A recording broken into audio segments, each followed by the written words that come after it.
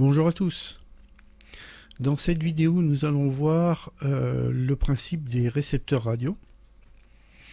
Et alors les récepteurs radio, il en existe plusieurs types. Mais nous, on va en voir 3 seulement. Ou plutôt 2,5 on va dire. Ce sont les plus courants rencontrés en TSF, d'une manière globale. Donc les premiers récepteurs radio étaient relativement simples et à amplification directe, voire à super réaction. On va voir le récepteur à amplification directe. Alors, voilà, donc récepteur, on part d'une antenne, toujours, évidemment, et on sort au haut-parleur. Donc sur l'antenne, on a un signal HF, et sur le haut-parleur, un signal BF. Ça, c'est valable pour n'importe quel type de récepteur. Donc le souci qui se passe, c'est que nous, nos oreilles ne sont pas capables d'entendre et d'exploiter les signaux HF. Donc entre l'antenne et le haut-parleur, il va bien falloir mettre quelque chose. Alors, le récepteur à amplification directe, c'est le plus simple, j'aurais tendance à dire.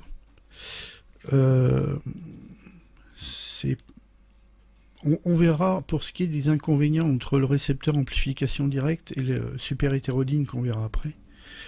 Là, pour le moment, on va se contenter de voir un petit peu ça en détail. Donc, c'est un récepteur qui est très simple. C'est un récepteur qui, même encore aujourd'hui, peut être utilisé. J'ai même tendance à dire qu'il est... Alors, je vais peut-être aller un peu loin dans mes propos, hein, mais ça n'engagera que moi. Le récepteur amplification directe a tendance à revenir à la mode avec ce qu'on appelle le principe du SDR, donc la radio logicielle. Récepteur radio que vous avez dans votre téléphone qui vous permet de capter la radio FM, pour ceux qui l'ont, c'est un récepteur à amplification directe, c'est un récepteur de type SDR, donc radio logicielle.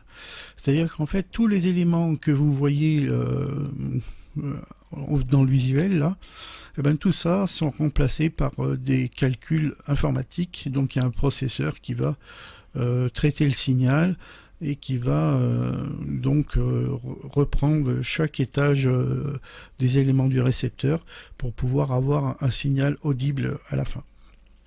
Voilà, en gros, c'est à peu près ça. Voilà, donc fin de la parenthèse. Donc la structure de ce récepteur, comme vous le voyez, elle est très simple, on va la détailler. Donc normalement il y a un étage d'amplification qui porte le signal de l'antenne à un certain niveau. Donc c'est le premier, là, le triangle RF. Donc c'est un peu une amplification donc, du signal de l'antenne. Ensuite, vous avez un filtre de bande qui élimine les signaux indésirables. Ça, c'est un peu nécessaire. Hein. Voilà, donc bon, classique. Hein. Ensuite, de là, on part donc sur le carré bleu, là, qui est le démodulateur. Donc le démodulateur, lui, va extraire le signal modulé il va extraire l'information pour la rendre audible. En fait, il va transformer grosso modo la HF en BF. Hein, en gros, c'est à peu près ça. Et donc à la sortie du démodulateur, on a un signal BF de faible niveau qu'on va passer donc dans l'amplificateur BF qui se trouve donc sur le triangle orange. Et de là, on va ressortir sur le haut-parleur, on pourra entendre le signal. Vous voyez, c'est vraiment un récepteur relativement simple. Il n'y a pas d'extravagance, c'est vraiment le truc classique, quoi. Alors, la sensibilité et la sélectivité de ce type de récepteur, elle est déterminée par l'amplificateur RF, là, le premier amplificateur qui se trouve ici, là. Donc juste à la sortie de l'antenne, c'est lui un peu qui va déterminer la sensibilité et la sélectivité de ce type de récepteur. Mais par contre, on y reviendra dessus parce que il y aura encore à dire, mais on va voir d'abord le récepteur super hétérodyne. Donc le récepteur super hétérodyne. Le principe de fonctionnement d'un récepteur hétérodyne est constitué en 4 parties. On a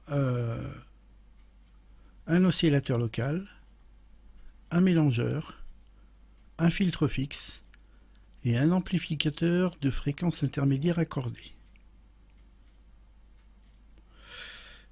Alors, ça veut dire que on a toujours le signal qui arrive par l'antenne, qui passe par un préampli HF, ensuite qui arrive dans un filtre, et c'est là que ça change par rapport au récepteur précédent. On a un étage de plus qu'on va détailler, et cet étage de plus, en fait, c'est un mélangeur qui est la pièce maîtresse donc du récepteur super hétérodyne. Et on applique à l'entrée donc le signal issu de l'antenne et la fréquence de, le signal issu de l'oscillateur local. Donc on obtient quoi en faisant ça? Donc au niveau du mélangeur, on va mélanger les deux fréquences, celle de l'oscillateur local plus celle qui vient de l'antenne. Et on obtient ce qu'on appelle une fréquence intermédiaire. Mais il faut savoir une chose, c'est qu'au niveau de ce mélangeur, là, on obtient aussi des signaux, je dirais, non désirés. C'est-à-dire que non seulement on obtient la fréquence FO qui vient de l'oscillateur local et la fréquence issue donc de l'antenne, mais on obtient aussi un signal issu des produits FO plus FOL et FO moins FOL. Et en fait, le rôle de l'amplificateur FI va être donc certes d'amplifier le signal qu'on veut, mais également de supprimer les deux résultantes qu'on ne veut pas, c'est-à-dire FO plus FOL et FO FOL. Voilà. Et on va garder uniquement FO moins FOL. Donc il faut qu'il soit d'assez bonne qualité. Donc là, on a réalisé ce qu'on appelle un changement de fréquence, puisqu'on a mélangé la fréquence de l'oscillateur avec la fréquence issue donc de l'antenne. Généralement, les fréquences intermédiaires sur une TSF, elle est proche de 455 kg. Alors il y a eu des 450 kg, il y a eu des 462 kg, il y a eu des 470 kg, enfin il y a eu plusieurs types de fréquences intermédiaires, il n'y avait pas de...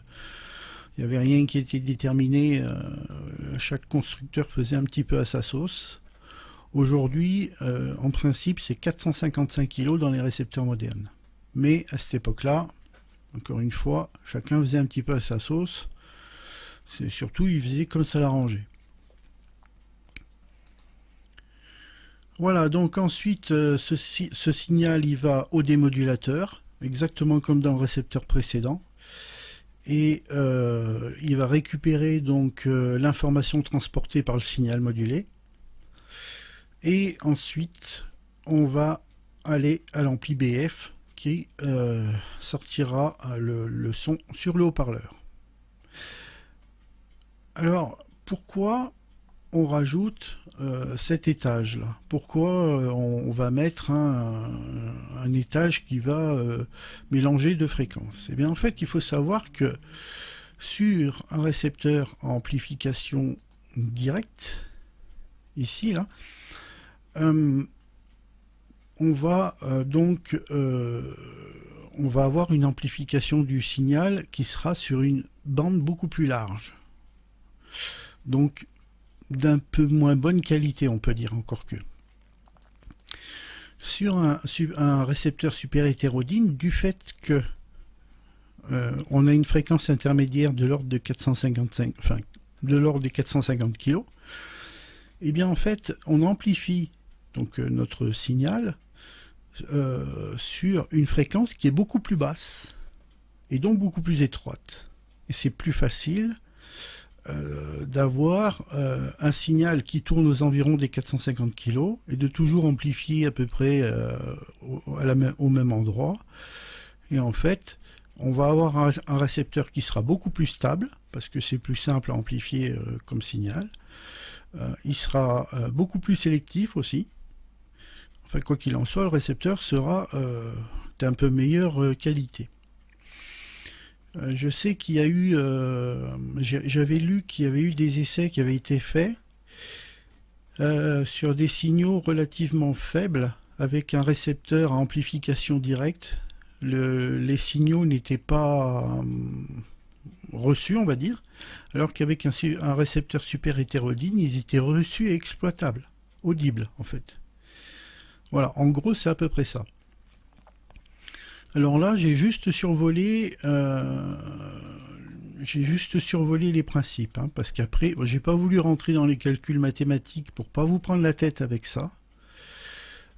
Mais en gros, voilà comment fonctionne, enfin surtout la différence entre un récepteur amplification directe et un récepteur super hétérodyne. Il faut savoir qu'avant les années 30, des récepteurs amplification directe, il y en avait quand même pas mal.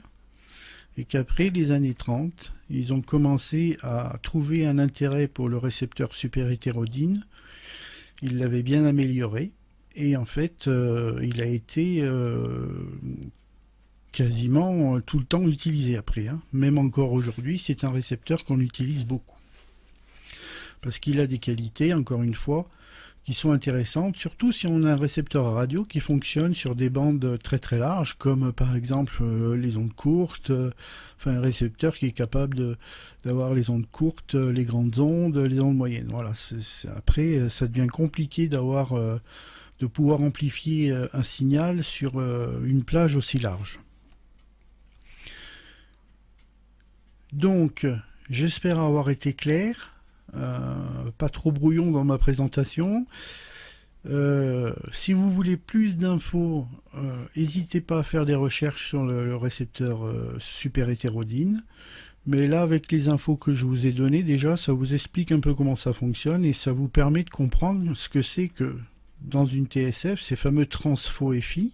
Parce qu'en fait, il faut savoir que là, vous avez un changement de fréquence, mais on peut en mettre deux, on peut en mettre trois. Voilà, après tout dépend des récepteurs. Hein. Il y a des récepteurs à double changement de fréquence ou à triple changement de fréquence. Après, bon, c'est pas forcément dans la TSF que vous allez trouver du triple changement de fréquence, mais du double changement de fréquence, ça peut arriver. Voilà, donc c'est exactement la même chose, simplement on rajoute un étage, tout simplement. Donc voilà un petit peu à quoi va servir ces fameux transfo FI que vous avez dans les récepteurs, et voilà aussi pourquoi il ne faut pas s'amuser à aller y tripoter dedans. C'est souvent que j'entends des gens qui me disent ouais, est-ce que tu peux nous faire une vidéo sur comment aligner un récepteur? Mais les gars, je vois pas l'intérêt d'aller bricoler dans les transfo FI, hein. Franchement, normalement si votre truc il est bien calé, il n'y a aucune raison. S'il a été bricolé, là c'est déjà plus compliqué, parce que la résultante qu'on avait tout à l'heure là au niveau de l'étage FI, la fréquence de l'oscillateur local, si elle est complètement décalée, ben vous pouvez être tranquille que votre récepteur ici, il ne recevra plus rien, parce que lui, le filtre FI va faire son boulot. Filtre FI, les filtres qui sont dedans, ils sont prévus pour laisser passer la composante FO moins FOL et pas autre chose. C'est pas FO plus 50 kg et FOL, non, ça passe pas comme ça, c'est vraiment des fréquences précises et bien stabilisées que l'ampli FI va laisser passer, sinon ça marche pas. Donc il faut pas aller gratter là-dedans, c'est extrêmement compliqué. Ça demandera pour bien accorder un transfo FI, il faut impérativement avoir du matériel un peu plus pointu qu'un simple multimètre. Voilà, donc ça sera pas plus long pour cette vidéo. J'espère que vous aurez compris à peu près le principe. Merci de l'avoir regardé et je vous dis à bientôt. Salut!